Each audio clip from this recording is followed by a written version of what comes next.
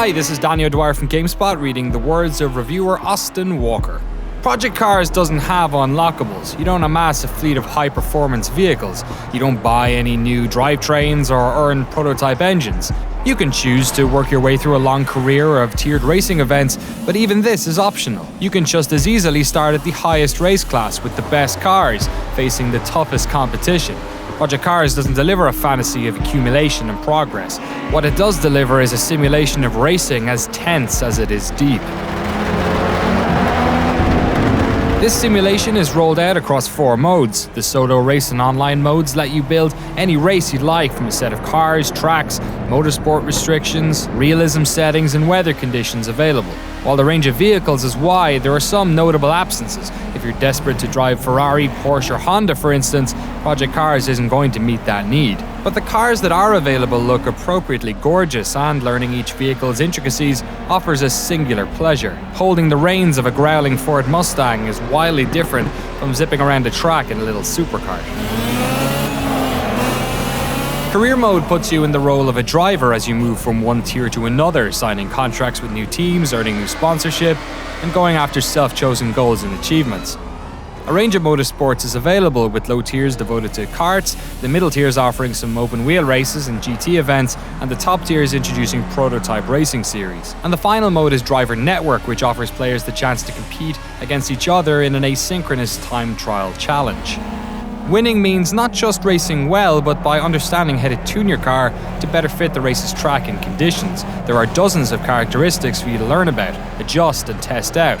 Change how open your radiator is, modify your gear timing, increase or reduce tire pressure, and even manage your fuel load. Each of these has some sort of effect on your driving, and if you really hope to compete, you can't take a one-size-fits-all approach. You'll need to learn what all of these options mean.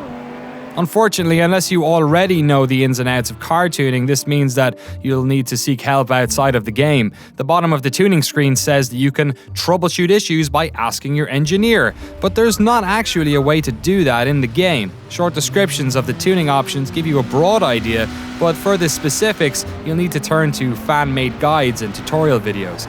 This is a problem for Project Cars because it makes approaching the game on its own terms much harder. It doesn't help that the AI racers in career and solo modes are so inconsistent.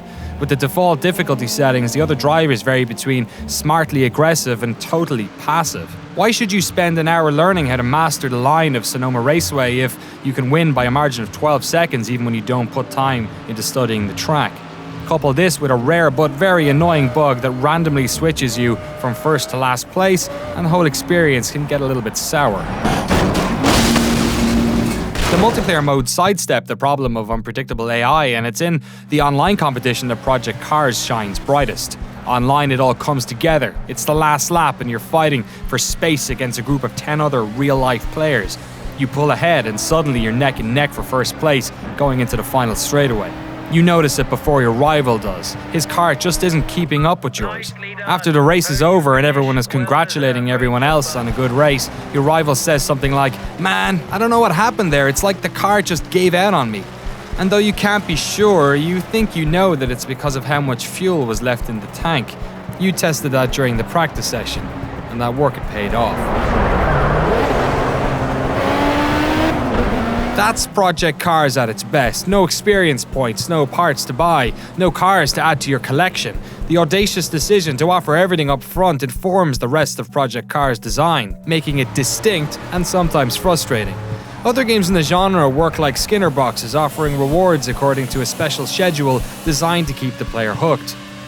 These games offer a fantasy of plotting, constant accumulation, or low-stakes action. Project Cars offers a different fantasy, one that's a little less attractive and a bit harder to enjoy.